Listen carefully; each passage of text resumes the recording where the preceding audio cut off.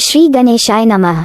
दोस्तों, वीडियो शुरू करने से पहले वीडियो को लाइक कर दे और चैनल को सब्सक्राइब जरूर कर दे। Story name is Bound Be Fated and this story is begin from chapter 31 to 35 and guys don't forget to share your reviews and put on your earphones before starting the video for better experience। तो चलिए शुरू करते हैं।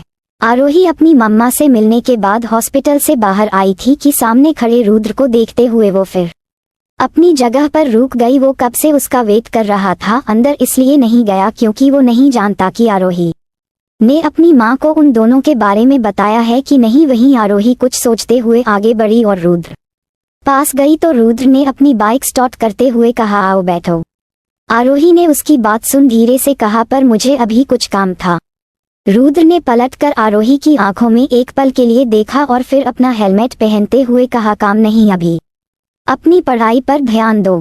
आरोही ने उसकी बात सुन उसे देखने लगी। क्या उसे पता था कि वो जॉब करती है? ये सोचते हुए उसने उससे कहा, पर मुझे जरूरत है। तो रुद्र ने कहा, मैं किस लिए हूँ? रुद्र ने कहा तो आरोही ने उसकी बात सुन जवाब देना चाहा, पर रुद्र ने उसे हाथ दिखाते हुए कहा, अब कोई बहस नहीं। वैसे तुम्हारी माँ यानी मेरी सासू माँ का रूम नंबर क्या है? सोच रहा हूँ कल उनसे मिलकर थोड़ी बातें कर लूं, पूछ ही लूं कि तुम ही ऐसी हो या तुम्हारे घर में सब ऐसे हैं तुम्हारी तरह ही बेवकूफ। चलो अब। पर आरोही हिली भी नहीं, अपनी जगह पर ही खड़ी रह गई। उसकी आंखों में नमी बन आई थी जब वो बाइक पर नहीं बैठी। तो रुद्र ने फिर से एक बार पलटकर उसे देखा तो वो अपना सिर झुकाए हुए खड़ी थी। उसे देख रुद्र ने अपनी आंखें भींच ली और उस पर आ रहे अपने गुस्से को कंट्रोल कर बाइक स्टैंड पर लगा अपना हेलमेट निकाल। अब उसके सामने खड़े होते हुए पूछा, क्या क्यों खड़ी हो ऐसे? आरोही ने सिर उठाकर उसे देखा तो उसकी आंखों में आंसू देख रुद्र आगे कुछ बोलने से रुक गया और उसने धीरे से पूछा, क्या हुआ, अब क्यों रो रही हो? मैं तो कुछ भी नहीं बोला। रुद्र आगे कह ही रहा था कि तभी अचानक से आरोही उससे लिपट कर गले लग गई और रोने लगी। रुद्र वो उसके ऐसा करने पर हैरान था। कुछ पल तक वो खामोश रहा और उसने आरोही को रोने दिया, पर फिर अगले ही पल उसकी कमर और पीठ पर अपनी बाहें लपेट उसे अपनी बाहों में भरते हुए बेहद नरमी से पूछा, आरोही रो क्यों रही हो? प्लीज बताओ क्या बात है? जब तक बोलोगी नहीं मैं कैसे तुम्हें समझूंगा? आरोही ने रोते हुए उससे कहा, आप मम्मा से बात नहीं कर सकते? वो बात नहीं करती।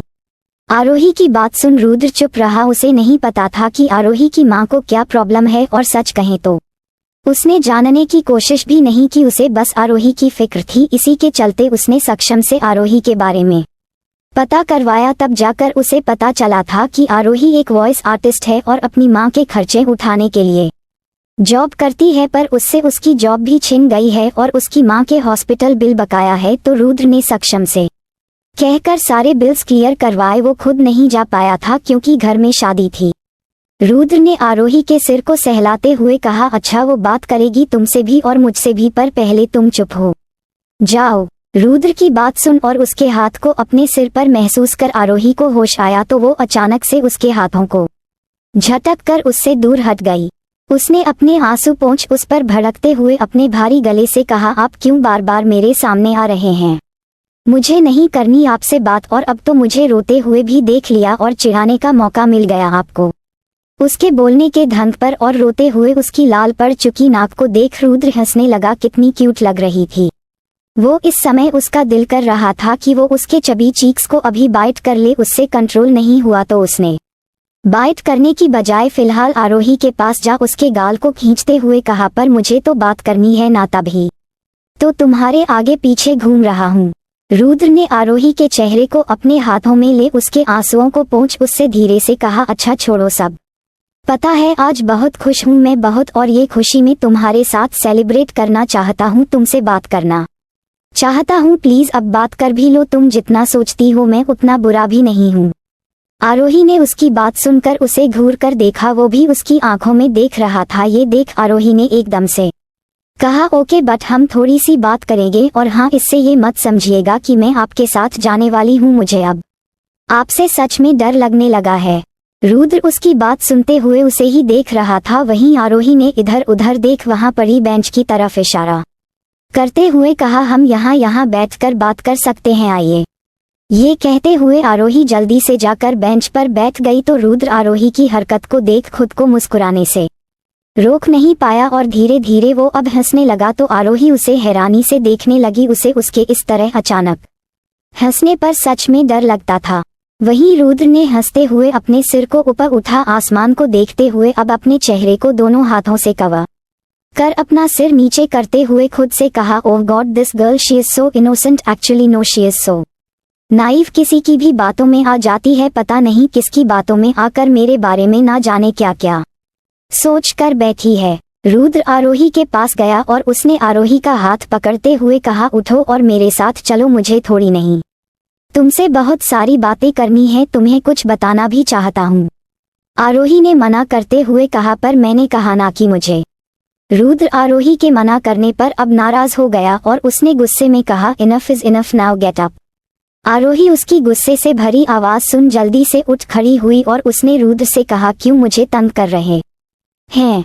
पर रुद्र ने आरोही का हाथ पकड़ते हुए कहा, तंग अभी तो मैंने कुछ भी नहीं किया है, बहुत शांत रखा है खुद को सिर्फ तुम्हारे लिए, पर अब तुम्हारा ज्यादा हो रहा है। ये कहते हुए रुद्र अब उसे अपने साथ खींच कर ले गया। हेलमेट पहन। अब उसने बाइक स्टार्ट कर आरोही को बैठने का इशारा किया तो उसकी आंखों में गुस्सा देख आरोही जल्दी से चुपचाप उसके पीछे बैठ गई। रुद्र ने उससे कहा, मुझे पकड़ कर बैठो, तो आरोही ने उसकी बात मान उसके कमर के आसपास अपनी बाहों को लपेट कर बैठ गई। वहीं रुद्र वो उसकी इन हरकतों पर मुस्कुरा दिया। शायद कुछ ज्यादा ही कठोर हो गया था वो, उसके साथ समझ कम थी पर उसकी उम्र भी तो कम थी। यहाँ उसकी बहन, वो अभी तक बेवकूफ़ी करने से बास नहीं आती, फिर ये तो आध्या से बहुत छोटी थी। वहीं आरोही के मन में भी तूफान उठ रहा था। उसे समझ नहीं आ रहा था कि इतना सब कुछ सुनने के बाद भी उसे क्यों रुद्र से कुछ भी नेगेटिव फीलिंग नहीं आ रही थी जो कि उसे कपिल से आती है। अगर वो बुरा है तो उसे क्यों उसके साथ बुरा नहीं लगता। सोचते सोचते उसे नींद आने लगी थी। मौसम बहुत ही अच्छा था। हवा के झोंके उसकी बालों को छूकर उसके बदन में झुरझुरी पैदा कर रहे थे। ऊपर से उन दोनों के बीच अभी नजदीकी बहुत थी। वो अपना सिर उसके कंधे पर रखती उससे पहले रुद्र ने उससे कहा, आरोही, तो उसकी तंद्रा टूट गई और उसने झट से कहा, हाँ। रुद्र ने कहा, कुछ नहीं। तभी आरोही ने धीरे से पूछा, मैं अपना सिर आपके कंधे पर रख लूं, नींद आ रही है। उसकी आवाज धीमी थी जो कि रुद्र को सुनाई नहीं दी, पर अब आरोही से और नहीं झेला जा रहा था, इसलिए उसने बिना उसकी इजाजत की परवाह किए अपना सिर उसके कंधे पर रख अपनी आंखें बंद कर लीं। वहीं उसके ऐसा करने पर रुद्र पहले तो हैरान हुआ, पर फिर अगले पल खुश हो उसने बाइक की स्पीड स्लो कर ली। दोनों कुछ ही देर में अपार्टमेंट पर पहुंच गए थे। रुद्र ने आरोही को जगाया तो वो झट से जाग गई थी। उसने आसपास नजरें घुमाकर मुंह बनाते हुए खुद से कहा, पता नहीं क्या बात करनी है। दोनों बाइक पार्किंग में पार्क कर एलिवेटर से अपने फ्लोर पर पहुंचे तो रुद्र को थोड़ी हैरानी हुई क्योंकि उसके फ्लैट का डोर ओपन था। रुद्र आरोही का हाथ पकड़ उसे अपने साथ अंदर लेकर गया, मगर लिविंग रूम में पहुंच पाता उससे पहले ही वो रुक गया और जल्दी से आरोही को लेकर पीछे हटा तो आरोही ने पूछा, क्या हुआ? इस पर रुद्र ने उसे शांत होने का इशारा करते हुए कहा, शश।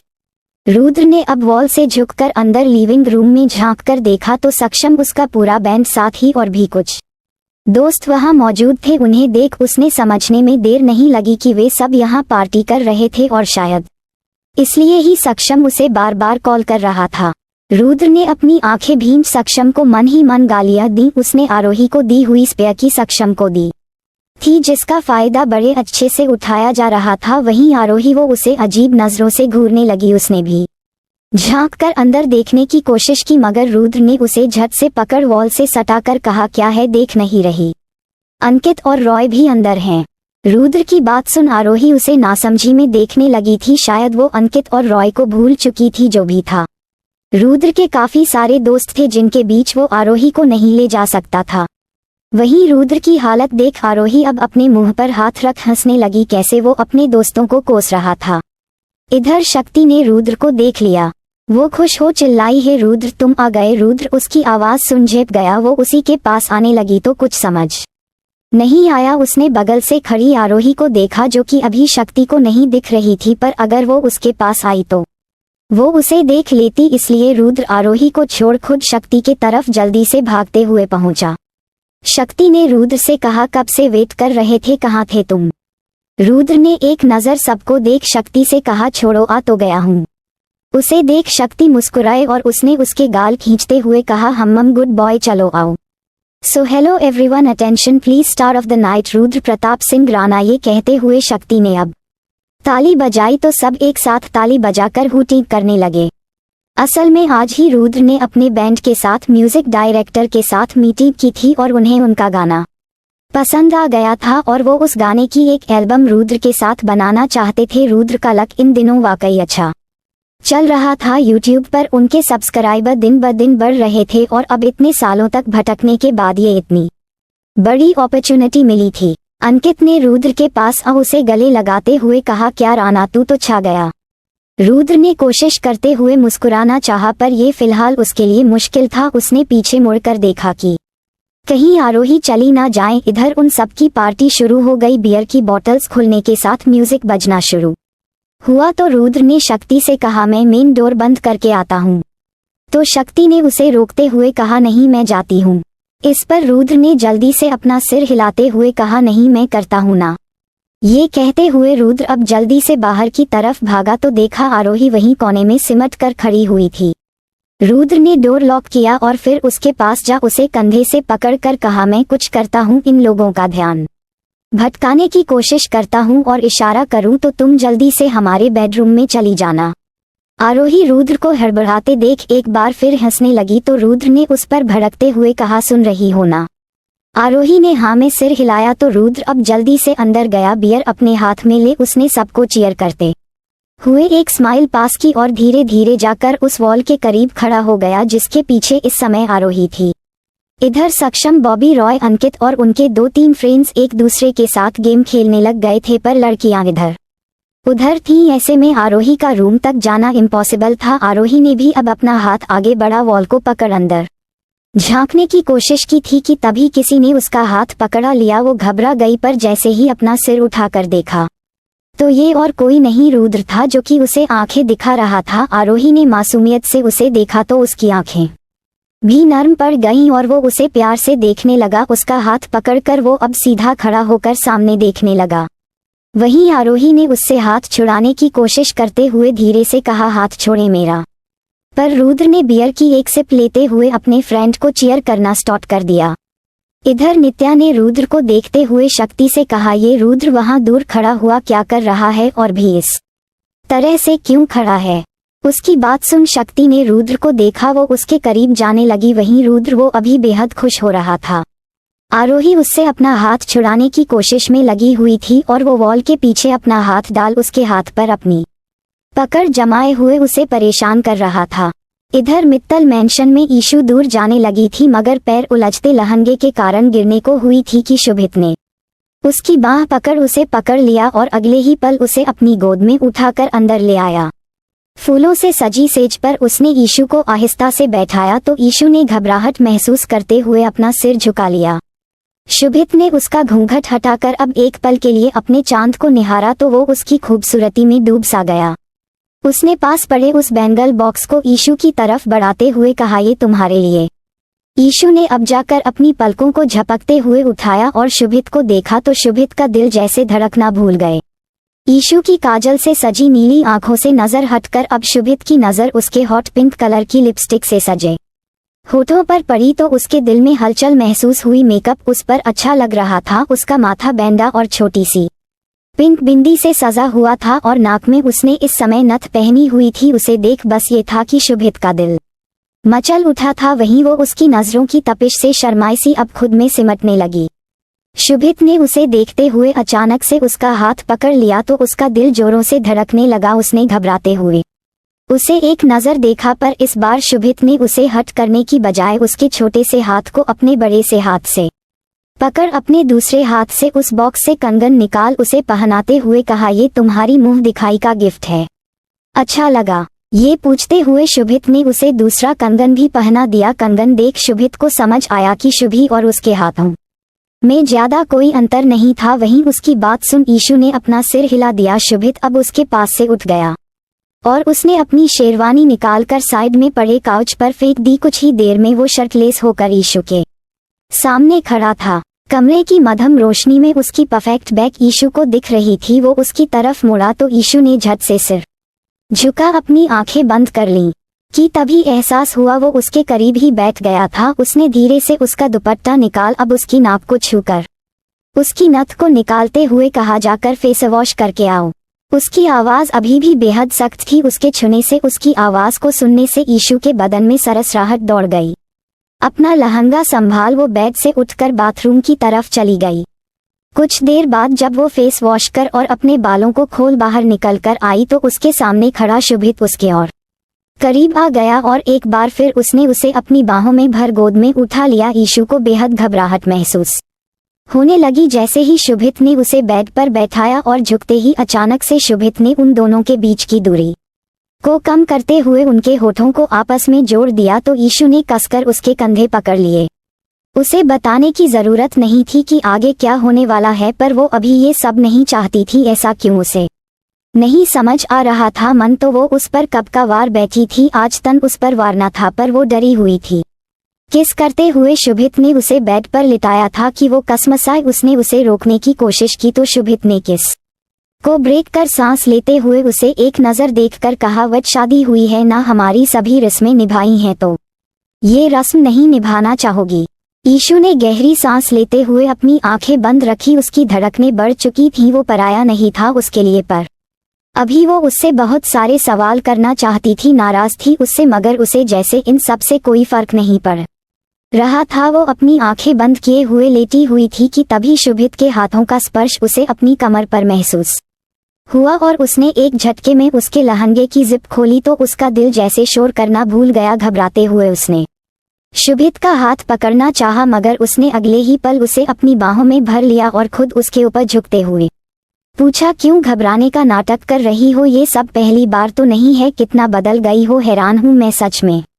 वही शुभित की बातें सुन वो इस वक्त हैरान हो गई थी। उसे समझ नहीं आया कि उसने उससे क्या कहा और ना ही शुभित ने उसे समझने का मौका दिया। कुछ ही पलों में उसका लहंगा, चोली, सब कुछ बेड से लेकर नीचे तक बिखरा हुआ था। अपनी हालत देख ईशु शर्मा गई थी। उसे इस तरह से शुभित के सामने बहुत शर्म महसूस हो रही थी। अपनी आंखें खोल एक पल के लिए उसने शुभित को देखा जो कि एकटक उसके चेहरे को निहार रहा था। दोनों एक दूसरे की आंखों में देखने लगे थे कि तभी शुभित ने झुककर उसके कान में कहा, यू आर सो परफेक्ट। ये कहते हुए अब उसने ईशु के गले में अपना चेहरा छुपा लिया। वहीं ईशु उसकी आवाज में आए बदलाव से थोड़ा शर्मा गई। शुभित के होठों ने ईशु के गले की सॉफ्ट स्किन को छुआ तो ईशु ने अपनी बंद आंखें कसकर भींच लीं। वो धीरे धीरे उसके गले को चूमते हुए नीचे खिसकने लगा था। ईशु ने अपना मुंह फेर लिया। कुछ देर बाद ईशु को अपने पैरों के बीच बहुत तेज दर्द महसूस हुआ और उसने चीखने की कोशिश की, मगर शुभित ने उसके दर्द को इग्नोर कर अगले ही पल उसके होठों को अपने होठों के बीच ले उसे डीपली किस करना शुरू कर दिया।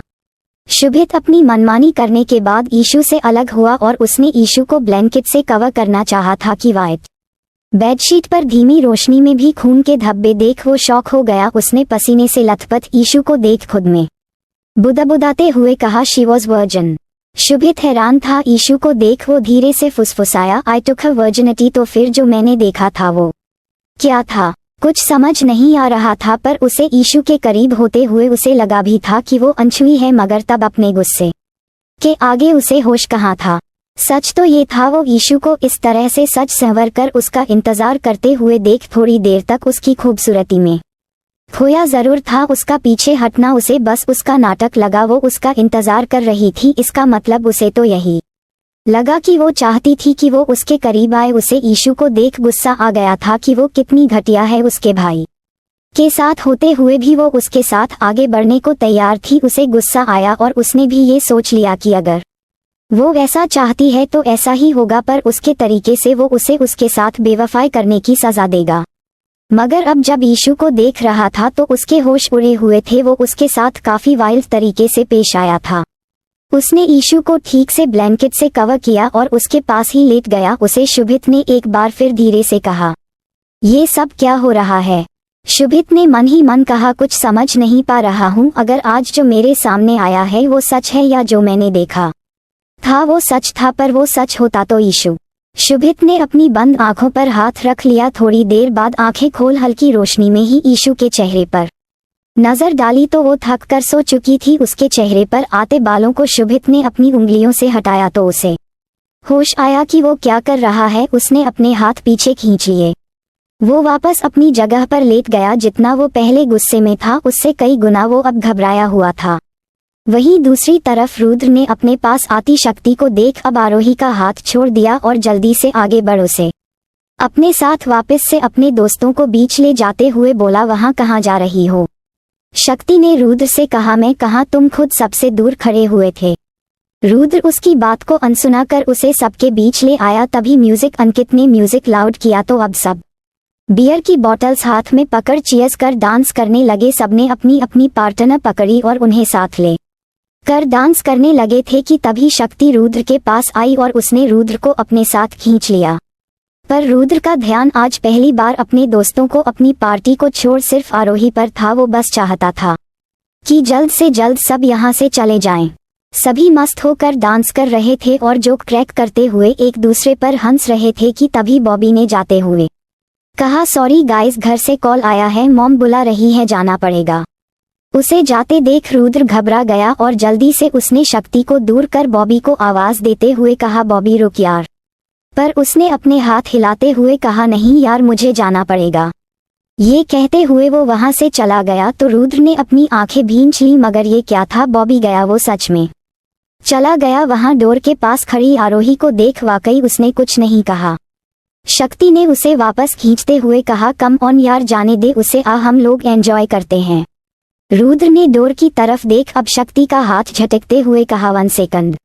ये कहते हुए वो अब मेन डोर की तरफ गया तो आरोही वहां नहीं थी। वो चली गई, फिर चली गई। वो रुद्र ने जल्दी से डोर ओपन कर बाहर निकल कर इधर उधर उसे ढूंढा। वो सच में चली गई थी। रुद्र को आरोही पर गुस्सा आ गया था। उसने अपनी आंखें बंद कर अपना सिर पकड़ लिया। कुछ देर तक यूं ही खड़े रहने के बाद वो अंदर आया और उसने म्यूजिक ऑफ करते हुए कहा, sorry guys, party is over now. सब लोग उसकी बात सुन उसे देखने लगे तो रुद्र ने सबको बाहर निकलने का इशारा किया। वो ऐसा ही था तो उसके इस तरह से बोलने पर किसी ने बुरा भी नहीं माना। सब चुपचाप चले गए। पर शक्ति, नित्या और सक्षम वहां से नहीं गए। शक्ति ने रुद्र के पास आते हुए पूछा, क्या हुआ है रुद्र? रुद्र ने शक्ति को देखते हुए कहा, प्लीज यार, थोड़ा अकेला रहना चाहता हूँ।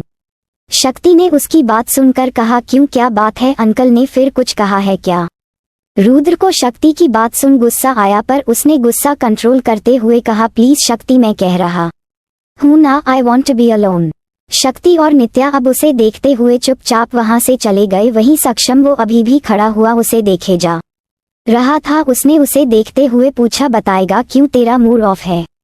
सक्षम की बात सुन रुद्र का गुस्सा अब फूट पड़ा और उसने सक्षम का कॉलर पकड़ते हुए कहा, साले, तेरी वजह से मूड ऑफ है। पार्टी के बारे में बताया क्यों नहीं? मैं यहाँ आरोही को लेकर आया था।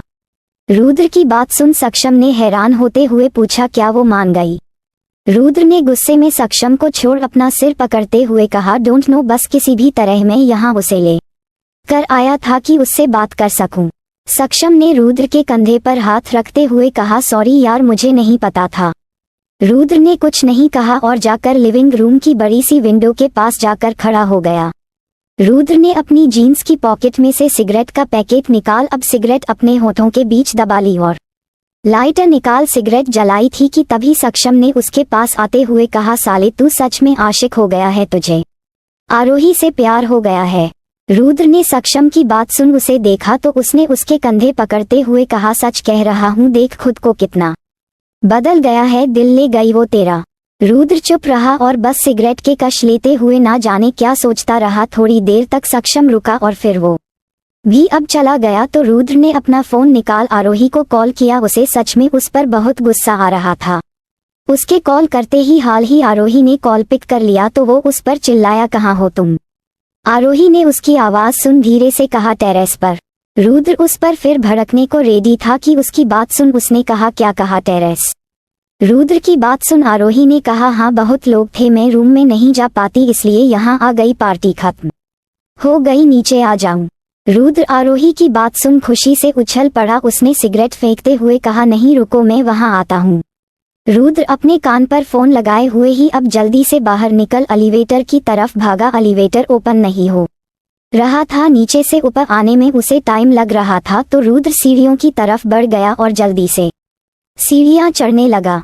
3 फ्लोर तक सीढ़ियां चढ़ वो भागते हुए ऊपर आया था तो वो रुका और उसने गहरी सांस लेते हुए फोन पर आरोही से कहा, हेलो कहाँ हो। आरोही ने टेरेस पर भी बनी एक और छोटे से टेरेस पर जहां पर पानी की बड़े बड़े टैंक थे वहां से नीचे झांक रुद्र को देखते हुए कहा, पीछे घूमिए। रुद्र पलटा तो आरोही ने कहा, ऊपर देखिए। ये कहते हुए रुद्र ने आरोही को देखा और फिर जल्दी से आयरन की स्टेयर्स को चढ़ते हुए आरोही तक पहुंच गया और झपटते हुए आरोही को पकड़ अपने सीने से लगा लिया। उसे लगा था कि वो उसे फिर छोड़कर चली गई। रुद्र ने आरोही को गले लगाए हुए ही और भी उसे अपनी बाहों में भरना चाहा था कि आरोही ने मिमियाते हुए कहा, आह छोड़िए, सांस नहीं आ रही। रुद्र ने उसे छोड़ा तो आरोही ने अपने नाक पर हाथ रखते हुए उससे पूछा, आप स्मोक करके आए हैं। रुद्र आरोही की बात सुन इधर उधर देखने लगा। उसने बात बदलते हुए आरोही से पूछा, यहाँ क्या कर रही हो, आओ नीचे। आरोही ने उसे रोकते हुए कहा, नहीं, ये देखिए ना, यहाँ से ये शहर कितना खूबसूरत लग रहा है। आरोही की बात सुन रुद्र ने लाइट से जगमगा रहे मुंबई शहर को देखा। आरोही वापस वहीं बैठ गई और उसने मुस्कुराते हुए कहा, रात में ये शहर कितना शांत और सीधा सा लगता है और दिन में बिल्कुल इसके उल्टा। आरोही को देखते हुए रुद्र उसके साथ उसके करीब ही बैठ गया। उसके पास बैठते ही आरोही ने उसकी तरफ अपना चेहरा घुमाते हुए पूछा, अब बोलिए, क्या बात करनी थी आपको। रुद्र ने आरोही की आंखों में देखा, वो क्या बोले। उसके प्यारे से चेहरे को देख वो तो जैसे सब भूल गया था। आरोही अपना चेहरा उठाए हुए उसे अभी भी देख रही थी। रुद्र कुछ बोलने की बजाय उसे देखे जा रहा था और अब अचानक से वो उस पर झुकने लगा था। आरोही बार बार अपनी पलकों को झपकाए उसे एकटक देख रही थी और वो उसके चेहरे के बेहद करीब आ गया था। आरोही ने भी पीछे हटने की कोशिश नहीं की, वो खुद उसे देख रही थी। रुद्र ने उनके चेहरे के बीच की दूरी को मिटा आरोही के निचले होंठ के नीचे उसे किस किया तो उसके ऐसा करने पर वो ठिठक गई। उसने वहां नीचे रखा हाथ अपना उठाकर उठना चाहा मगर रुद्र ने उसके हाथ पर अपना हाथ रख अब आगे बढ़ उसके लोअर लिप अपने होठों से छूना चाहा था कि उसका फोन बजने लगा। फोन की आवाज सुन आरोही ने उसे खुद से दूर धकेल दिया और वो उठकर खड़ी हो गई। वहीं रुद्र उसने उसके ऐसा करने पर अब गुस्से से अपनी आंखें भींच ली। वो भी उठा और उसने अपना फोन निकाल कॉल पिक करते हुए कहा, हाँ माँ। ये कहते हुए वो अब आरोही के करीब बढ़ा तो आरोही ने वहां रखा अपना बैग उठा लिया और जल्दी से नीचे जाने को थी कि रुद्र ने उसका हाथ पकड़ उसे रोकते हुए कॉल पर कहा, मैं आता हूँ। ये कहते हुए उसने कॉल एंड कर आरोही को घूरते हुए पूछा, क्या था ये। आरोही ने उसे देखते हुए पूछा, क्या। रुद्र ने चिढ़ते हुए कहा, दूर क्यों गई। आरोही ने रुद्र को इतना करीब होते देख अब जल्दी से उसके गाल पर हाथ रख उसका चेहरा दूसरी तरफ करते हुए कहा, क्योंकि आप स्मोक करते हैं और मैंने देखा था ड्रिंक भी कर रहे थे। रुद्र ने अपना चेहरा उसकी तरफ करते हुए कहा, ओह अच्छा, इसका मतलब जब मैं ड्रिंक और स्मोक नहीं करूंगा तो तब मैं तुम्हें किस कर सकता हूँ। आरोही ने उसकी बात सुन जल्दी से कहा, नहीं, मैंने ये कब कहा। रुद्र ने अब आरोही के दोनों हाथों को पकड़ उसे अपने करीब खींचते हुए कहा ना, अभी कहा कि तुमने मुझे इसलिए रोका क्योंकि मैंने स्मोकिंग की, इसका मतलब अगर नहीं की होती तो तुम मुझे नहीं रोकती। आरोही ने रुद्र को अपने करीब होते देख अब उस पर नाराजगी जाहिर करते हुए कहा, ये क्या कर रहे हैं आप। आपने बात करने को कहा था। उसे नाराज होते देख और इस तरह बार बार दूर होते देख रुद्र को भी अब गुस्सा आने लगा तो उसने उसे छोड़ते हुए कहा, नहीं करनी बात, आओ चलो नीचे आओ। ये कहते हुए रुद्र अब नीचे चला गया तो आरोही ने खुद में बड़बड़ाते हुए कहा, कितने अजीब हैं।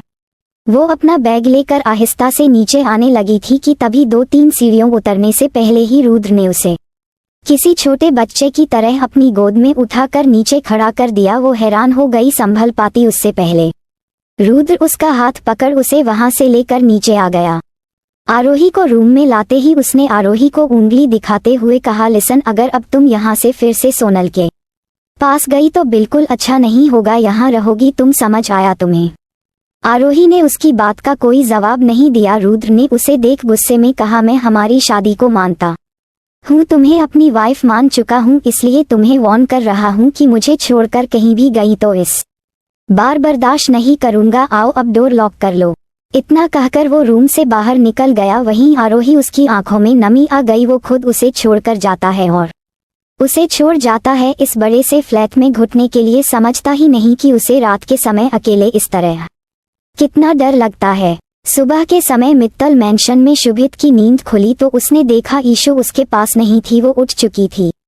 शुभित ने उसकी जगह पर हाथ फेरते हुए कहा, अगर मैं गलत हूँ तो खुद को कभी माफ नहीं कर पाऊंगा और शायद मैं ही गलत हूँ, मुझे धोखा हुआ है। शुभित उठकर बैठ गया। उसने मन ही मन सोचा कि शायद उसने ईशु पर ट्रस्ट न करके बहुत बड़ी गलती कर दी थी। खुद में वो इस कदर उलझा हुआ था कि अभी उसे कोई होश नहीं था। फोन के नोटिफिकेशन की आवाज सुन उसने टाइम चेक किया तो जल्दी से बेड से उठकर उसने कहा, ओह नो, मुझे उससे मिलना होगा, उससे पूछना होगा कि जो उसने मुझे शान और ईशु के बारे में बताया था वो कितना सच है और कितना झूठ। शुभित जल्दी से उठकर बाथरूम में चला गया। पूरी रात वो ठीक से सो नहीं पाया था और अब तो उसे चैन तभी मिलने वाला था जब तक वो 2 साल पहले उस रात की सच्चाई नहीं जान लेता। शुभित शॉवर लेकर रूम में आया। उसने इस समय बस टॉवल लपेटा हुआ था और इसी तरह वो रूम में अपने बेड के पास फोन उठाकर किसी को कॉल करने लगा था कि तभी रूम का डोर ओपन हुआ तो देखा ईशु थी। वो अंदर आई और जैसे ही उसकी नजर शुभित पर पड़ी तो वो शर्मा कर जल्दी से पलट गई। उसे इस तरह देख शुभित ने मुंह बनाते हुए कहा, स्टूपिड, सब तो देख लिया, कल ऐसा भी क्या रिएक्ट करना।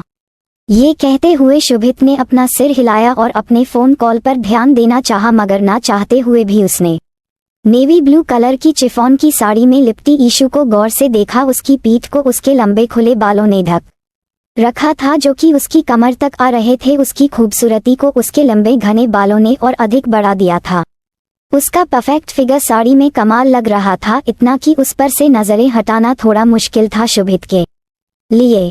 तभी वो अचानक से वहां रूम से निकलकर बाहर चली गई तो शुभित होश में आया कि वो क्या कर रहा था। उसने खुद से कहा, ओह गॉड, कैसे देख रहा था मैं उसे, वो अब मेरी ही है, हाउ फुलिश आई एम।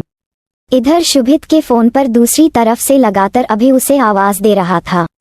वहीं ईशु वो शर्माती हुई नीचे वापस आ गई। उसे सच में कल रात के बाद से शुभित से अब बहुत शर्म आ रही थी, इतनी कि वो उसके सामने नहीं जाना चाहती थी। वो रूम में बस अपने उलझे बालों को बांधने आई थी। आज उसकी पहली रसोई थी। उसने पूजा करने के बाद सुबह का नाश्ता बना लिया था। आदित्य आकर डाइनिंग पर बैठा और उसने अपने फोन में बिजी होते हुए ही शेफ को पुकारा तो सपना जी वहां आई और उन्होंने आदित्य से कहा, आदि बाबा, आज शेफ नहीं, अपनी बहू के हाथों का ब्रेकफास्ट कीजिए। सपना आंटी की बात सुन आदित्य को याद आया कि हाँ, वो तो भूल ही गया था कि आज ईशु की पहली रसोई है। आदित्य ने सब छोड़ जल्दी से कहा, तो देर किस बात की आंटी, ईशु बच्चा, जल्दी ब्रेकफास्ट सर्व करो। आदित्य ने किचन की तरफ देख ईशु को आवाज दी। तभी वहां शान आया और उसने जल्दी से लपककर आदित्य के पास बैठते हुए कहा, हे पॉप्स, गुड मॉर्निंग। आदित्य ने एक नजर उसे देखते हुए कहा, ईशु का तो समझ आता है कि उसकी शादी हाल ही हुई है, इसलिए वह कॉलेज नहीं जा रही है, पर तुम्हारा क्या मैटर है, तुम क्यों घर में पड़े हो। शान मुस्कुराया और उसने आदित्य के कान के पास जाते हुए कहा, सिंपल, ईशु के लिए वो कहीं अकेले बोर ना हो जाए। आदित्य ने उसके बहाने सुन अपना सिर हिला दिया। तभी ईशु हाथ में ट्रे लेकर वहां आई तो शान ने उसे देखते हुए पूछा, ओए ईशु, पैर में चोट लगी है क्या, ऐसे धीरे धीरे क्यों चल रही हो। शान की बात सुन ईशु झेपकर अपनी जगह पर रुक गई कि इतने में वहां पर शुभित आ गया। उसे देख ईशु का चेहरा एक बार फिर शर्म से लाल पड़ गया। उसने उसे देख जल्दी से अपना सिर झुका लिया। सच तो ये था कि उसके पैरों में बहुत दर्द था और उसकी इस हालत की वजह शुभित था, जिसने उसे कल रात बहुत परेशान किया था कि वो अब ठीक से चल भी नहीं पा रही थी। अब वो इस बारे में शान को क्या ही बोल सकती थी। वहीं सपना जी उसका चेहरा देख मुस्कुरा दी। ईशु को उनसे कहने की जरूरत नहीं थी, वो सब समझती थी। उन्होंने उसके हाथों से वहां खड़ी सर्वेंट को ट्रे लेने को कहा और फिर दूसरी सर्वेंट को बाकी का ब्रेकफास्ट टेबल पर लगाने का कह ईशु से कहा, बेटा तुम भी ब्रेकफास्ट कर लो। पर उसने इशारे से मना करते हुए कहा कि वो बाद में करेगी। सपना जी को उसके इशारे समझ तो नहीं आए, पर फिर भी समझ गई थी कि वो अभी खाने के लिए मना कर रही है। इधर शुभित आदित्य से बात कर अब वहां से जाने को हुआ था कि शान ने उसे रोकते हुए कहा, ओ भाई, कहाँ, आज भाभी ने पहली बार कुछ बनाया है, थोड़ा चख कर तो जाइए। शुभित ने एक नजर थोड़ी दूर खड़ी ईशु को देखा जो कि सिर झुकाए हुए खड़ी हुई थी। उसके बाल उसके गालों को छू रहे थे। शुभित ने उसे एक नजर देख मना करते हुए कहा, नहीं, तू ही चख, मुझे कुछ काम है। ये कहते हुए शुभित अब बिना पल गवाए वहां से चला गया। तो शान ने अपना सिर हिलाते हुए कहा, ओह गॉड पॉप्स, मम्मा ने क्या खाया जब भाई उनके पेट में थे? इतनी प्यारी बीवी को छोड़ उन्हें अपने काम की पड़ी है। आदित्य उसकी बात सुन मुस्कुराया। उसने शान को देख अब एक नज़र ईशु को देखा। वहीं ईशु को शुभित का इस तरह से जाना बिल्कुल भी अच्छा नहीं लगा। उसने उसके लिए उसकी फेवरेट स्मूदी बनाई थी और उसका फेवरेट मल्टीग्रेन पराठा, पर वो रुका ही नहीं। कल रात भी उसने उससे ज्यादा बात नहीं की थी। वो उसे समझ नहीं पा रही थी और ना ही उसे समझ आ रहा था कि वो आखिर चाहता क्या है। इधर आदित्य को ईशु के मन की बात समझने में देर नहीं लगी। उसने उसका मूड ठीक करने के लिए कहा, ईशु अरे बच्चा, हम बाप बेटे यही हैं, हमें भूख भी बहुत जोरों की लगी है। ईशु ने उसकी बात सुन जल्दी से अपना सिर हिला दिया और अब आगे बढ़कर आदित्य और शान को ब्रेकफास्ट सर्व किया। ब्रेकफास्ट देख शान ने ईशु से कहा, लव यू यार मेरे पैनकेक्स के लिए।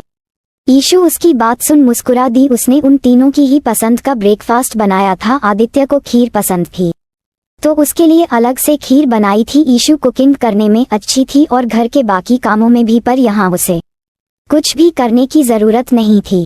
आदित्य ने ब्रेकफास्ट किया तो आज लगा जैसे शुभी ने ये सब बनाया हो। शुभी हमेशा रात का खाना खुद बनाया करती थी क्योंकि आदित्य को उसके हाथों का ही खाना पसंद था। उन दोनों ने ब्रेकफास्ट फिनिश किया तो अब ईशु के गिफ्ट की बारी थी। आदित्य ने अपने रूम में चला गया और कुछ देर बाद वापस आया तो उसने ईशु उसका गिफ्ट देते हुए कहा, मैं आगे भी अब तुम्हारे हाथ का ही खाना खाना पसंद करूंगा। ईशु उसकी बात सुन मुस्कुरा दी और उसने आदित्य के पैर छुए तो आदित्य ने उसके सिर पर हाथ रख दिया। वहीं शान भी अपने रूम से नीचे आया। उसने भी ईशु को एक वॉच गिफ्ट की। आदित्य ने अब ईशु से कहा, बच्चा तुम भी ब्रेकफास्ट कर लो और रेडी हो जाओ। निखिल से बात हुई थी मेरी, तुम्हारे भाई तुम्हें वो कुछ रस्म होती है उसके लिए लेने आने वाले हैं।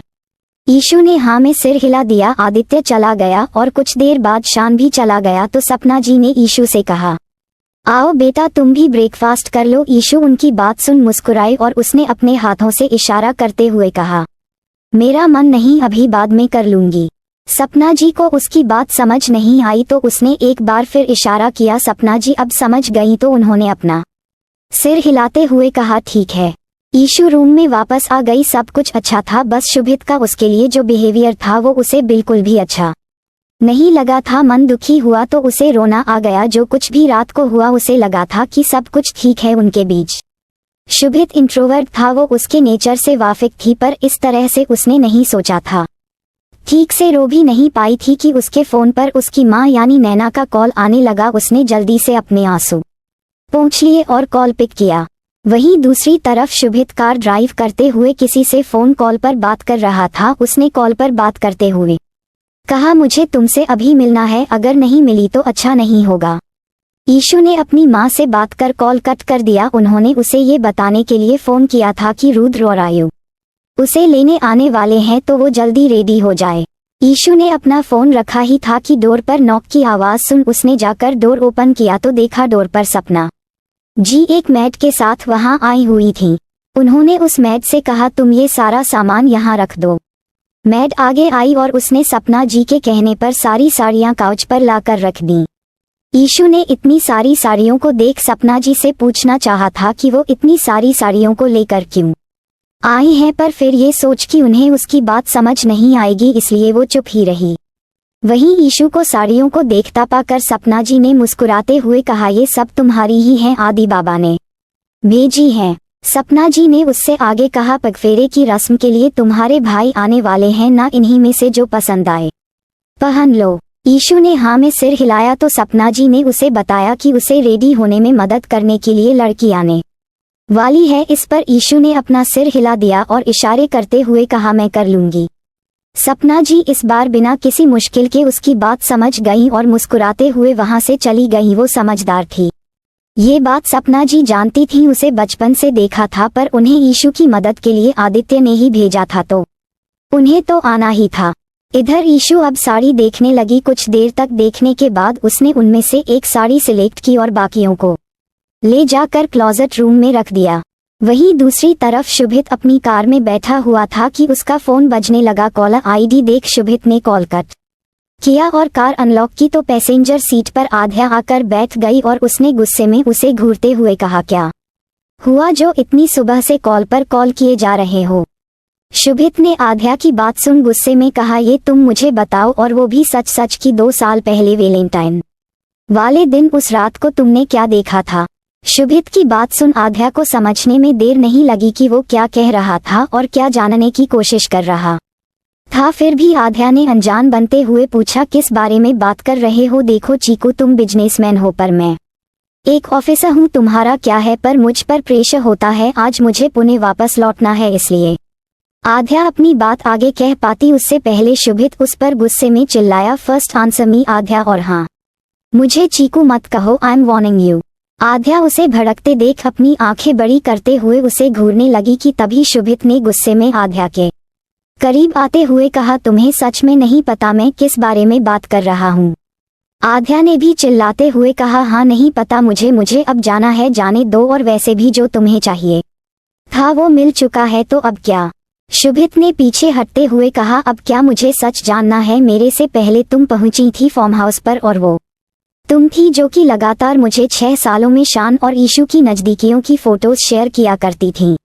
आध्या ने उसकी बात सुन उसे देखते हुए कहा, हाँ, क्योंकि जो मुझे दिखा वही मैंने तुम्हें बताया। तुम्हें अपना बेस्ट फ्रेंड माना था, इसलिए मुझे जो ठीक लगा वो किया। ईशू को जितना तुम भोली समझते थे वो उतनी भोली नहीं है, और उस रात भी ईशू और शान कॉलेज की फेयरवेल पार्टी के बाद एक दूसरे के साथ टाइम स्पेंड करने गए थे। वहां पर वो तुम्हारी वजह से नहीं बल्कि शान के साथ गई थी, क्योंकि जब तुमने उसे मैसेज किया था वो मैसेज खुद मैंने उसके पढ़ने से पहले ही उसके फोन से डिलीट किया था, और उसकी जगह मैं तुमसे मिलने चली आई। पर शान और ईशू दोनों इस बात से अनजान वहां गए और बस रंगे हाथों पकड़े गए थे। तुमने खुद देखा था ईशू को केवल शान की शर्ट पहने हुए और शान को शर्टलेस, कैसे दोनों एक दूसरे के गले लगे हुए थे। इतना कहते हुए आध्या चुप हो गई। दोनों चुप थे। कुछ देर बाद फिर आध्या ने ही चुप्पी तोड़ते हुए कहा, सब कुछ तुमने अपनी आंखों से देखा, तो मैं और क्या बताऊं तुम्हें। जो तुमने देखा वही मैंने देखा कि कैसे ईशू शान की बाहों में थी। शुभित ने आध्या की आखिरी बात सुन गुस्से में कहा, just shut your mouth. Aadhya Shubhit को गुस्से से लाल होते देख हंसने लगी, पर फिर खुद ही अपनी हंसी रोक उसने सीरियस होते हुए कहा, वो फोटोज जो मैंने तुम्हें भेजे वो भी असली थे, पर तुमने कभी मेरी बात नहीं मानी जब तक तुमने अपनी आंखों से उन दोनों को देख नहीं लिया। शान और ईशू दोनों ने मिलकर तुम्हें बेवकूफ बनाया है। दोनों साथ रहते पढ़ते थे, हो गया एक दूसरे से अट्रैक्शन। ईशू अच्छे से जानती थी कि तुम उसके पीछे कितने पागल हो, कभी उस पर शक तो दूर उससे ऊंची आवाज में बात तक नहीं कर सकते हो। शुभित ने आध्या की बात सुनकर उसे घूर कर देखा तो उसने आगे कहा, तुम्हें शुरू से वो ही तो दिखती आई थी, क्योंकि वो मुझसे भी ज्यादा सुंदर है। मैंने तुमसे कितनी बार अपने प्यार का इजहार किया, तुमसे कितनी बार कहा कि मैं तुम्हें खुद से भी ज्यादा प्यार करती हूँ, पर तुम्हें तो ईशू आगे मेरी फीलिंग्स दिखी ही नहीं। मेरे प्यार पर कभी एतबार ही नहीं हुआ, हमेशा बस ईशू ईशू के नाम का जाप किया, और देखो आखिर वो मिल गई तुम्हें। इतना कहकर वो एक बार फिर हंसी और उसने हंसते हुए कहा, अब जियो अपनी जिंदगी उसके साथ, अभी भी कुछ नहीं बिगड़ा। ईशू अभी भी खूबसूरत है, यंग है, वो तुम्हें भी सेटिस्फाई कर सकती है। आध्या ने इतना कहा ही था कि उसकी बात सुन शुभित का चेहरा गुस्से से भर गया और उसने अपनी मुट्ठी भींच आध्या के चेहरे को पंच करना चाहा, मगर वो रुक गया। अपना गुस्सा कंट्रोल करने की कोशिश करते हुए उसने कहा, वो कैसी है ये तुम मुझे बार बार याद मत दिलाओ, बट तुम्हारी तो वो छोटी बहन है, उसके बारे में इतना भी घटिया मत बोलो। Now get out. Aadhya Shubhit को घूरने लगी। उसके दिमाग से अभी भी पूरी तरह से ईशू का भूत उतरा नहीं था। उसने उससे कुछ कहना चाहा, मगर फोन बजने पर उसने देखा उसे राजीव का कॉल आ रहा था, इसलिए बिना कुछ बोले चुपचाप कार से निकलकर बाहर आ गई। बाहर निकलते ही उसके होठों पर एक शातिर मुस्कान थी और वो अपने गॉगल्स पहन अब वहां से अपनी कार में बैठ निकल गई। इधर कार में बैठे शुभित ने अपना सिर पीछे सीट से टिका, अपनी आंखें बंद करते हुए खुद से कहा, मैं पागल हो जाऊंगा। शुभित अपने कॉलेज को पूरा कर मास्टर्स के लिए अब्रॉड जाने को रेडी नहीं था, क्योंकि वहां पर ईशू उसके साथ नहीं जाने वाली थी, मगर आदित्य चाहता था कि शुभित की पढ़ाई में कोई कमी ना हो, वो पढ़ने में अच्छा था। ईशू के मनाने पर वो जाने को रेडी हुआ था। MBA कंप्लीट करने के बाद उसने 2 साल ऑस्ट्रेलिया में ही इंटर्नशिप की और जॉब की। इस बीच उसकी ईशू से बहुत कम बात होने लगी थी, कुछ बिजी होने की वजह से और कुछ आध्या के मैसेज उसके भेजे शान और ईशू की बढ़ती नजदीकियों के फोटोज को देख पर शुभित आध्या की बातों में ना आकर सीधे सीधे ईशु से पूछना चाहता था। इसी वजह से 4 साल बाद जब वो ऑस्ट्रेलिया से वापस आया तो उसने ईशु को मिलने अपने मुंबई के पास वाले फार्म हाउस बुलाया। उसके लिए कार भी भेजी थी, पर वो जब फार्म हाउस पहुंचा तो अपनी आंखों से उसने आध्या की बात को सच होते हुए देखा। फार्म हाउस में उसके बेडरूम में ईशु सिर्फ एक शर्ट में शान के गले लगी हुई थी। पिछली सभी यादें शुभित के दिमाग में घूमने लगी तो वो चिल्लाया नहीं। उसकी आंखें खुल चुकी थीं और उसने अपने आप को कार में पाया तो होश आया कि वो इस समय अपने फार्म हाउस के बाहर ही था। उसका फोन बजा, देखा कॉल अभि का था। उसने पिक किया तो अभि ने उससे पूछा कहाँ है, तो शुभित ने अपने सिर को दबाते हुए कहा क्यों, बोल क्या काम है। अभि ने कहा डैड के ऑफिस आ, फिर बताता हूँ। शुभित ने ओके कहकर कॉल एंड किया और कार स्टार्ट करते हुए वहां से निकल गया। दिमाग उसका फटने को था। उसे समझ नहीं आ रहा था कि वो क्या करे। उसे ना जाने क्यों ईशु को देख लग ही नहीं रहा था कि वो उसे चीट कर सकती है। और शान तो उसका भाई है, वो तो पहले से उसके और ईशु के बारे में सब जानता था, तो फिर वो कैसे। शुभित ने एक बार फिर अपना सिर पकड़ लिया और एक हाथ से कार ड्राइव करने लगा। कल रात की भी यादें उसके दिमाग में ताज़ा थीं, जिन्हें बार बार सोचते हुए वो श्योर था कि ईशु ने उसे चीट नहीं किया। जो उसने देखा वो जरूर आधा सच था और उसे ना जाने क्यों अब आध्या पर डाउट हो रहा था। शुभित ने गुस्से में अपने दांत भींचते हुए कहा हाउ, कैसे पता करूं, क्या उसे शान से बात करनी चाहिए, कहीं वो बुरा मान गया तो। शुभित का दिल दुखने लगा था बार बार सब कुछ सोच कर, और ये सोचकर भी कि कल वो ईशु के साथ किस तरह से पेश आया था। वो आज भी उतनी ही भोली थी जितनी पहले। ये बात उसे अपने गुस्से के आगे समझ क्यों नहीं आई। उसने कल उफ तक नहीं की थी और ना ही उसे रोका। शुभित का अब दम घुटने लगा था कि उसने आध्या की बातों पर विश्वास किया, ये जानते हुए भी कि वो ईशु को पसंद नहीं करती। वहीं मित्तल मैंशन में ईशु रेडी होकर क्लोजेट रूम से निकल रूम में आई तो डोर नॉक हुआ। उसने डोर ओपन किया तो मैड ने कहा मैम, बड़े सर ने आपको नीचे बुलाया है। ईशु ने हाँ में सिर हिलाया और रूम में जा एक आखिर बार खुद को मिरर में देखा। उसने बंधेज साड़ी पहनी हुई थी जो कि पिंक कलर और सेज ग्रीन कलर की थी। ये रंग उस पर बेहद खिल रहा था और फिर नई नई शादी का निखार भी उसके चेहरे को एक चमक दे रहा था। उसकी यंग स्किन बहुत ही ग्लोइंग दिख रही थी। मेकअप उसने लाइट ही किया था। न्यूड पिंक लिपस्टिक लगाकर अपने पूरे लुक को कंप्लीट किया था। बालों को खुला ही रहने दिया और हल्की पिंक कलर की बिंदी लगा, मांग में सिंदूर लगाया हुआ था। वो अब नीचे आई तो देखा लिविंग एरिया में रुद्र और आयु शान और आदित्य के साथ बैठे हुए उसका इंतजार कर रहे थे। रुद्र और शान को देख ईशु की ना जाने क्यों आंखें भर आईं। वहीं उसे देखते हुए शान उठ खड़ा हुआ और उसने रुद्र से कहा लो आ गई मेरी भाभी। रुद्र और आयु ने ईशु को देखा तो दोनों उसे देख मुस्कुरा दिया। बिल्कुल अलग दिख रही थी वो। आयु को तो ऐसा लगा जैसे नैना खड़ी हुई थी सामने। वो बहुत हद तक नैना के जैसे ही दिखती थी। रुद्र और आयु के सामने टेबल पर कई तरह के पकवान सजे हुए थे, पर उन्होंने ज्यादा कुछ लिया ही नहीं था।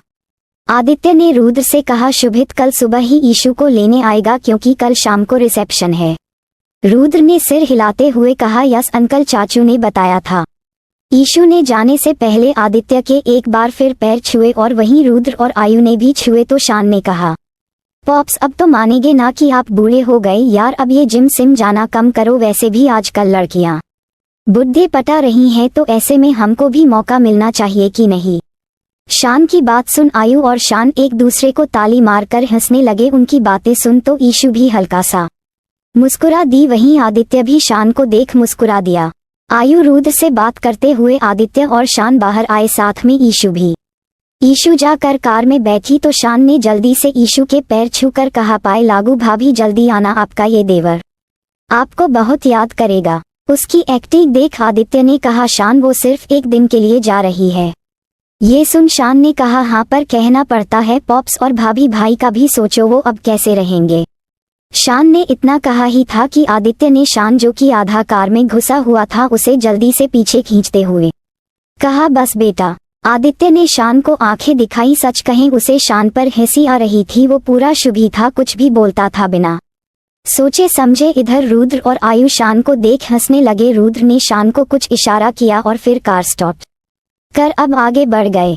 शान और आदित्य ईशु को जाते देख रहे थे कि तभी शान ने आदित्य के कान के पास बिल्कुल धीरे से पूछा पॉप्स आपको क्या लगता है भाई और ईशू के बीच सब ठीक है? आदित्य पहले तो शान से दूर हुआ और उसने गुस्से में शान को देख गुस्से में कहा, क्यों मक्खी की तरह कान में भिन भिन कर रहे हो? इस पर शान ने कहा, तो क्या करूं पॉप्स, ये आपके काले कपड़े वाले लोग हर जगह हमारे पीछे होते हैं, आप ही बताइए क्या करूं मैं इनके सामने अपने भैया भाभी की लव लाइफ डिस्कस करूं? आदित्य ने शान को डांटते हुए कहा, पहले तो तुम मेरे साथ चलकर अपनी प्रेजेंटेशन डिस्कस करो आओ। ये सुन शान ने पीछे हटते हुए कहा, सॉरी पॉप्स, वो तो मैंने नहीं बनाई। इतना कहकर अब शान आदित्य के पास नहीं रुका, जल्दी से अंदर भाग गया। वहीं आदित्य उसे पकड़ता रह गया। इधर कार में रुद्र और आयु अपने में लगे हुए थे और ईशू शान की बात के बारे में सोचे जा रही थी। भाई का क्या होगा, ये सोच उसे बहुत अजीब लगा। उसके भाई ने तो सुबह से दिन होने को आया था, एक बार बात तक करनी जरूरी नहीं समझी। वो क्या उसे याद करेगा? एक वो बेवकूफ है जो कल कुछ पल के लिए उसकी प्यार भरी आवाज को सुन उसकी बाहों में पिघल गई। सच कहें तो ईशू का बिल्कुल मन नहीं था कि शुभित कल उसे लेने भी आए। वो वापस लौट कर आना ही नहीं चाहती थी। उसे ऐसा लग रहा था कि शुभित ने बस अपनी डिजायर पूरी की है उसके साथ और उसे अब ये सब सोच बहुत रोना आ रहा था। इधर रुद्र कार ड्राइव करते हुए रोड पर ध्यान दे रहा था कि वो एक बाइक को देख उसको ही देखता रह गया तो आयु ने उसे डांटते हुए कहा, ओ भाई ध्यान कहाँ है आपका? रुद्र ने पीछे छूटती बाइक को मुड़कर देखा और फिर सामने देखते हुए कहा, कहीं नहीं। रुद्र ने अपना फोन निकाल आरोही को मैसेज करते हुए पूछा, कहाँ हो? क्योंकि रुद्र ने अभी अभी जो बाइक देखी थी उस पर आरोही किसी लड़के के साथ थी। रुद्र को अब बहुत गुस्सा आ रहा था। उसका मन कर रहा था कि वो अभी कार मोड़ ले और जाकर उस लड़के को पकड़ उसे मार मार कर उसके गाल चपटे कर दे। उस लड़के की हिम्मत कैसे हुई आरोही को अपने साथ बाइक पर बैठाने की, पर उसने खुद को शांत ही रखने की कोशिश की। वो बार बार ड्राइव करते हुए फोन चेक करने लगा कि आरोही ने उसे रिप्लाई किया या नहीं। वो अब बेसब्र हो कार ड्राइव कर रहा था। जो कि बगल में बैठा आयु नोटिस कर रहा था। उसने अचानक से रुद्र का फोन उसके हाथ से छीन लिया तो रुद्र को मानो ऐसा लगा कि उसने उसकी जान उससे छीन ली। रुद्र ने अपने दांत भींच आयु को गाली देते हुए कहा, क्या बे साले? पर फिर पीछे बैठी ईशू का ख्याल कर उसने अपनी जीभ दबा ली।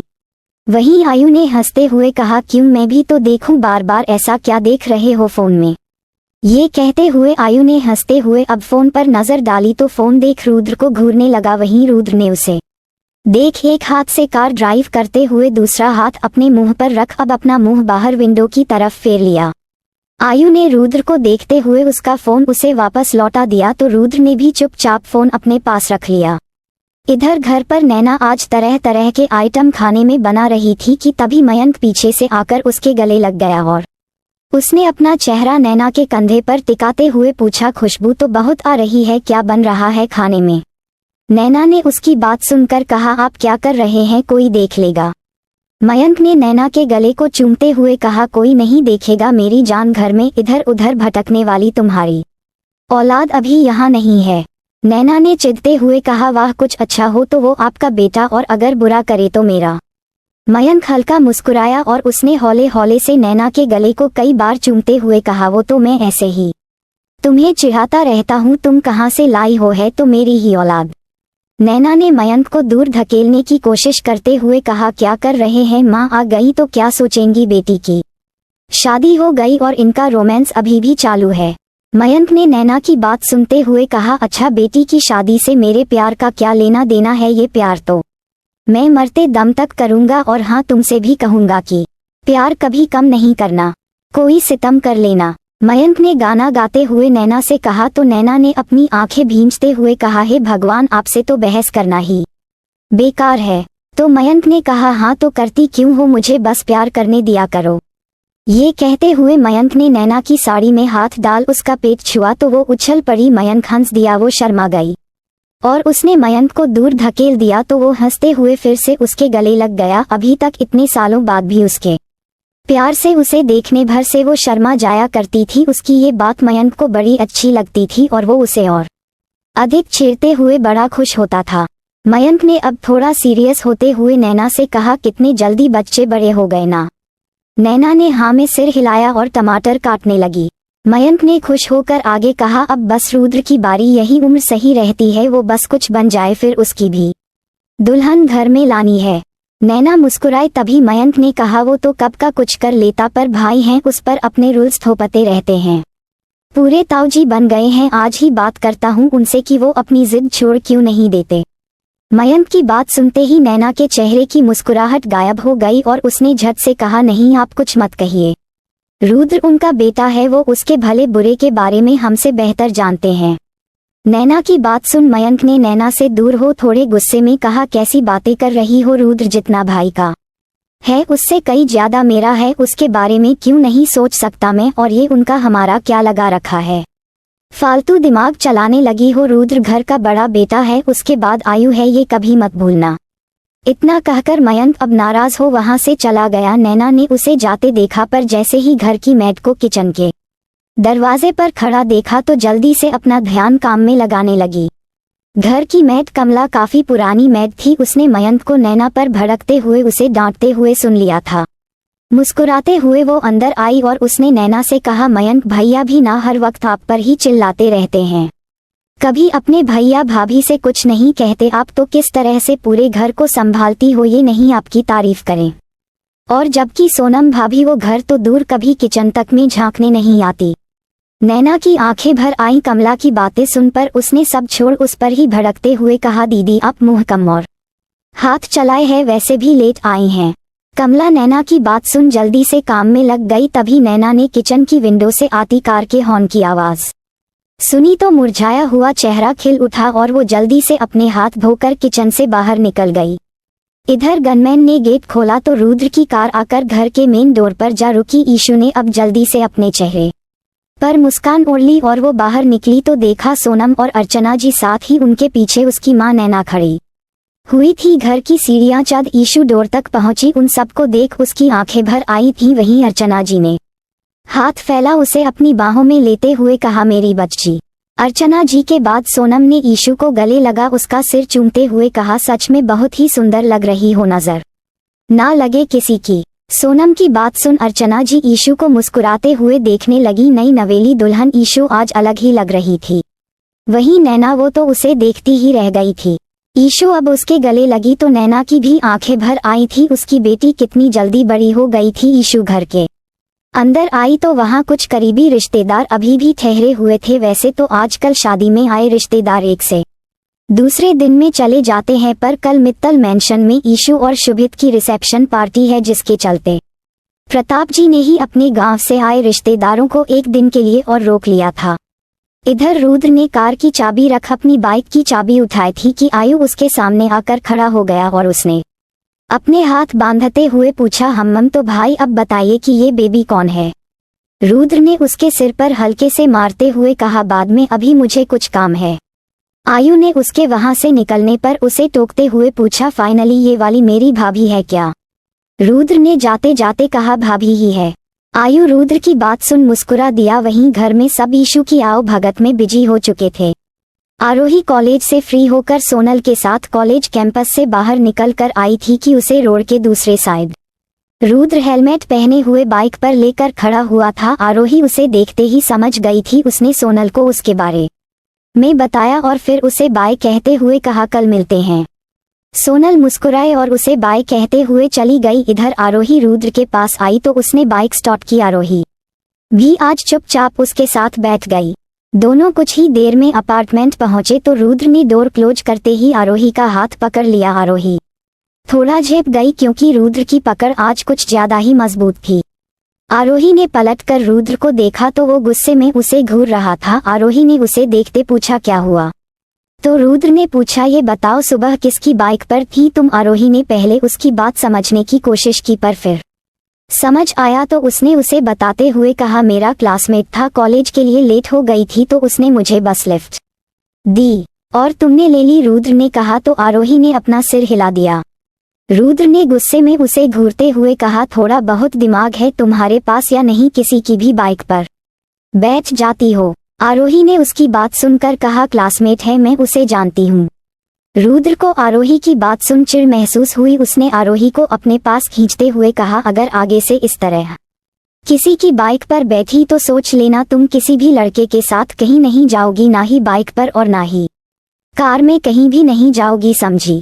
आरोही ने रुद्र की गुस्से में भारी होती सांसों को महसूस किया तो वो थोड़ा डर गई, पर फिर उसने हिम्मत कर उससे दूरी बनाते हुए कहा, और खुद क्यों लड़कियों से बात करते हैं, यहाँ तक कि उन्हें अपनी गर्लफ्रेंड भी बनाते हैं। रुद्र ने आरोही की बात सुन उसका एक बार फिर हाथ पकड़ना चाहा, मगर आरोही ने उसका हाथ दूर झटकते हुए कहा, दूर रहिए, एक बाइक पर बैठकर जाने पर इतना हंगामा कर रहे हैं। आरोही गुस्से में उसे घूरते हुए रूम में चली गई और उसने रूम अंदर से लॉक कर लिया। उसको इस तरह देख रुद्र हैरान था। उसने अपने बालों में हाथ फेरते हुए रूम का डोर देखा, ये तो उस पर ही भड़क उठी थी। कुछ देर बाद रुद्र ने डोर नॉक किया तो आरोही ने डोर ओपन किया और बिना कुछ बोले रूम में चली गई। आरोही ने कपड़े बदलकर उसके लाए हुए ही कपड़े पहने थे। खामोशी थी। रुद्र गुस्सा तो था, पर उसे बात किए बिना भी चैन कहाँ था। उसको अब आरोही से बात करनी थी, इसलिए उसने उससे कहा, मुझे भूख लगी है, कुछ बना दो। आरोही ने अपनी बुक्स निकालते हुए कहा, मैं क्यों बनाऊं, आप खुद बना लो, मुझे भूख नहीं लगी। रुद्र ने उसके पास आते हुए कहा, पर मुझे बनाना नहीं आता। आरोही ने अपनी बुक्स बेड पर रखते हुए कहा, गर्लफ्रेंड बनाना आता है पर खाना बनाना नहीं आता। उसकी बात सुनकर रुद्र ने अब गुस्से में कहा, ज्यादा भाव मत खाओ, मैं बना लूंगा। ये कहते हुए रुद्र अब किचन में चला गया। आरोही उसकी बात सुन पहले तो शांत खड़ी रही, पर फिर कुछ सोच चुपचाप किचन की तरफ गई और छुपकर किचन में झांकने लगी तो रुद्र ने मैगी नूडल्स के पैकेट फाड़ते हुए कहा, छुप कर देखने की जरूरत नहीं, मुझे मैगी बनानी आती है। आरोही उसकी आवाज सुन चिहुंक उठी और उसने सीधे खड़े हो किचन में आते हुए कहा, लाइए मैं बना देती हूँ। रुद्र ने मना करते हुए कहा, रहने दो, मैं बना लूंगा और मुझे गुस्सा मत दिखाओ, मैं गुस्सा हूँ तुमसे। आरोही ने उसकी बात सुन सब छोड़ उसके हाथों से पैकेट लेना चाहा, मगर रुद्र ने वापस पैकेट खींच लिया तो आरोही का मुंह बन गया और वो अब वहां से जाने लगी तो रुद्र ने उसका हाथ पकड़ते हुए कहा, यहीं खड़ी रहो। उसकी बात सुन आरोही ने कहा, आप हर वक्त मुझे डांटते रहते हैं, एक बाइक पर बैठकर चली भी गई तो इसमें कौन सी बड़ी बात हो गई, वो मेरा क्लासमेट है, जानती हूँ उसे अच्छे से, और मैंने लिफ्ट नहीं मांगी थी, उसी ने दी। रुद्र ने उसे गुस्से में देखते हुए कहा, तुम्हें क्या पता बेवकूफ हो, तुम लड़के कैसे होते हैं ये मुझसे बेहतर और कोई नहीं जान सकता। आरोही ने रुद्र की बात सुनकर बुदबुदाते हुए कहा, खुद बिगड़ैल हैं इसलिए बाकी भी अपने जैसे ही दिखते हैं। रुद्र ने आरोही की बात सुनते हुए कहा, सब सुनाई दे रहा है मुझे। दोनों की नोकझोंक में मैगी बन चुकी थी। रुद्र ने मैगी सर्व की और अपने पास खड़ी आरोही को खिलानी चाहिए तो वो उसे देखने लगी। रुद्र ने इशारा कर उसे खाने को कहा तो आरोही ने अपने बंद होठों को खोल मैगी खाई। रुद्र ने उसे देखते हुए पूछा, कैसी बनी है? आरोही ने कहा, अच्छी, बहुत अच्छी बनी है। रुद्र ने खुश होते हुए पूछा, अच्छा? और फिर खुद खाई तो वाकई अच्छी बनी थी। रुद्र ने अब एक बार फिर आरोही को खिलाया तो आरोही ने खाते हुए पूछा, कुछ और बना दूं, इस मैगी से पेट नहीं भरेगा? रुद्र ने खाते हुए कहा, हाँ, पर बाद में रात के खाने में बना देना। रुद्र की बात सुन आरोही ने उसे देखा तो रुद्र ने उसे मैगी खिलाते हुए कहा, आज यहीं रुकने वाला हूँ। अपनी बात कह उसने आरोही के चेहरे को ध्यान से देखा, शायद पढ़ने की कोशिश कर रहा था कि ये सुन आरोही को कैसा लगता है। वहीं आरोही ने भी उसकी आंखों में देखा। रुद्र की बात सुन उसे ना जाने क्यों खुशी तो बहुत हुई, पर उसने रुद्र को अपनी खुशी जाहिर ना करते हुए कहा, बस अब और नहीं खाना।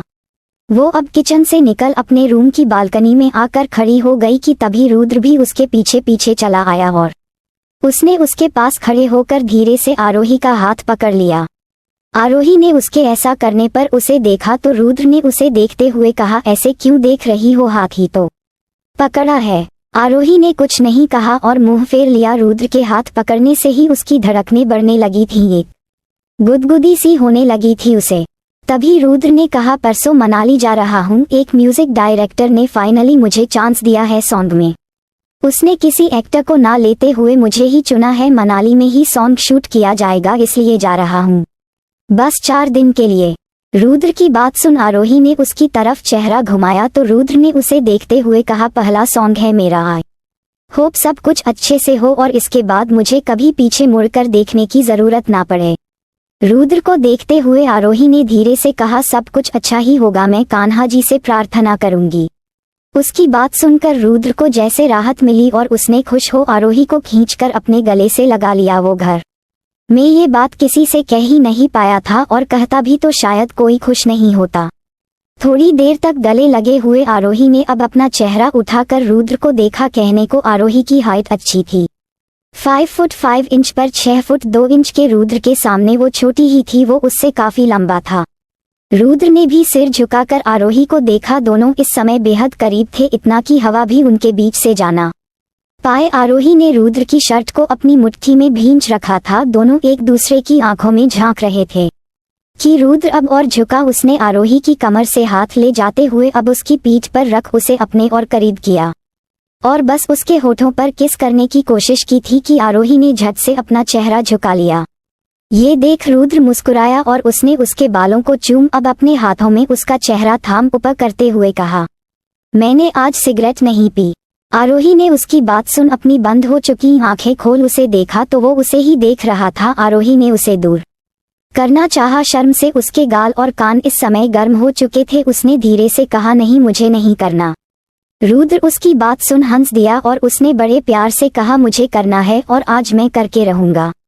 ये कहते हुए रुद्र ने आरोही के अपर लिप को अपने होठों से छू लिया। आरोही ने उसके ऐसा करने पर अपनी आंखें बंद कर ली। वो उसे अब और नहीं रोक पाई। उसकी सभी बुराइयों को जानकर भी ना जाने वो खुद को उससे बचा नहीं पा रही थी और आज तो उसने खुद को बचाने की ज्यादा कोशिश भी नहीं की थी। उसका छूना एक अलग एहसास था, कुछ बहुत ही अलग। गहराती शाम बहुत ही खूबसूरत नजारा था। उस पर रुद्र का एहसास उसकी धड़कनों का शोर और अधिक बढ़ा चुका था। वहीं रुद्र भी अपनी आंखें बंद कर बड़े प्यार से उसके अपर लिप को काफी देर तक चूमता रहा और अब जैसे ही उसने उसके लोअर लिप को सक किया कि तभी उसका फोन बजा। वो रुक गया पर दोनों के होंठ अभी भी अलग नहीं हुए थे, मगर फोन से आती आवाज सुन दोनों अलग हो गए। रुद्र ने आरोही को छोड़ा तो वो अपने होठों को छूने लगी और फिर जल्दी से रूम में चली गई। उसका चेहरा शर्म से पूरा चेहरा लाल पड़ चुका था। वहीं रुद्र ने चिढ़ते हुए फोन देखा। सोनम का कॉल था। अपने होठों पर अपनी जीभ फिर उसने नाखुश होते हुए कॉल पिक किया। इधर रात के खाने का समय हो चला था। सोनम को रुद्र पूरे दिन से दिखा नहीं तो उसने उसे कॉल किया और कॉल पिक होते ही उसे डांट लगाते हुए कहा, कहाँ हो, दिन भर घूमते ही रहते हो, घर आओ, तुम्हारे पापा आने वाले हैं। रुद्र ने उसकी बात सुनकर हाँ कहा तो सोनम ने कॉल कट कर बड़बड़ाते हुए कहा, ना जाने कहाँ ध्यान है इस लड़के का। ये कहते हुए वो वापस अर्चना जी और ईशु के पास बैठ गई। अर्चना जी ईशु को अपना ज्ञान बांट रही थीं। कुछ देर बाद ईशु उठकर अपने रूम में आई और एक बार उसने अपना फोन चेक किया तो शुभित का कोई मैसेज या फोन कॉल कुछ भी नहीं आया था। ईशु मुस्कुराए और फिर अगले ही पल उसने उदास होकर खुद से कहा, मैं कितनी बेवकूफ हूँ जो ये सोचकर बैठी हूँ कि तुम मुझे कॉल करोगे। इधर मित्तल मैंशन रात में लगभग 8 बजे शुभित आया और अपने रूम में पहुंचा तो देखा रूम आज फिर से पहले की तरह हो गया था। सारी सजावट हट चुकी थी। उसने इधर उधर देखा, बालकनी में झांका, ईशु कहीं नहीं थी। वो रूम से बाहर निकल कर आया और सीधे शान के रूम में चला गया। उसे लगा शायद वो वहां होगी पर रूम में सिर्फ शान था जो पेट के बल लेटा हुआ फोन चला रहा था। शुभित को देख उसने उससे पूछा, व्हाट्सअप ब्रो, भाभी के बगैर रूम में मन नहीं लग रहा क्या? शुभित ने उसकी बात सुन चिढ़ते हुए कहा, जस्ट शट अप, वो है कहाँ? शान ने शुभित की बात सुन हैरानी से उसे देखते हुए पूछा, क्या आपको नहीं पता, भाभी तो आपको छोड़कर चली गई। शुभित ने उसकी बात सुन अपनी आंखें छोटी करते हुए पूछा, व्हाट रबिश। शान ने बड़े ही कॉन्फिडेंस के साथ कहा, सच बोल रहा हूँ, चाहे तो ढूंढ लो, घर में आपने उसका बनाया ब्रेकफास्ट नहीं खाया तो नाराज होकर चली गई। शुभित को ये सुन झटका लगा और वो जल्दी से बाहर भागा तो शान बेड पर लोटपोट होकर हंसने लगा। उसे मालूम था कि उसके भाई को रस्मों के बारे में कुछ नहीं पता। इधर शुभित को लगा ब्रेकफास्ट कोई वजह नहीं हो सकती, वो ऐसे कैसे जा सकती है, क्या वो कल रात की वजह से उससे नाराज होकर चली गई। उसने उससे ठीक से बात नहीं की थी और वो उसे बिना पूछे उसके साथ हम बिस्तर हुआ, पर उसने भी तो उसे रोकने में कोई ज्यादा कोशिश नहीं की। क्या उसे उसका करीब आना अच्छा नहीं लगा और क्या सच में वो अब उससे वाकई प्यार नहीं करती? शुभित ये सब सोचते हुए अपना उल्टा ही दिमाग चलाने लगा था। जब ईशु नहीं मिली तो उसने जाकर सपना जी से पूछा तो उन्होंने कहा वो तो अपने घर चली गई। सपना जी की बात सुन शुभित को दिल में दर्द सा हुआ। वो ऐसे कैसे जा सकती है उससे बिना कुछ बोले? वो अब उसकी वाइफ है, वो चाहेगी भी तो भी उसे कहीं नहीं जाने देगा। उससे बात करना चाहता था। उस रात क्या हुआ था, वो उस हालत में वहां कैसे पहुंची, सब जानना था, पर उसके मुंह से वो अब किसी की भी बात नहीं सुनना चाहता।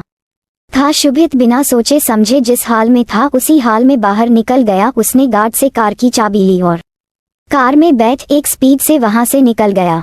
कार की स्पीड बढ़ा, वो कुछ ही देर में ईशु के घर पहुंच गया। उसे देख तैनात गार्ड उसे पहचान गए। उन्होंने झट से उसके लिए गेट खोल दिया। शुभित की कार अब अंदर जा रुकी तो वो बेसुध होकर कार से बाहर निकल डोर पर जा खड़ा हुआ। डोरबेल बजाई तो कुछ ही देर में डोर ओपन हुआ।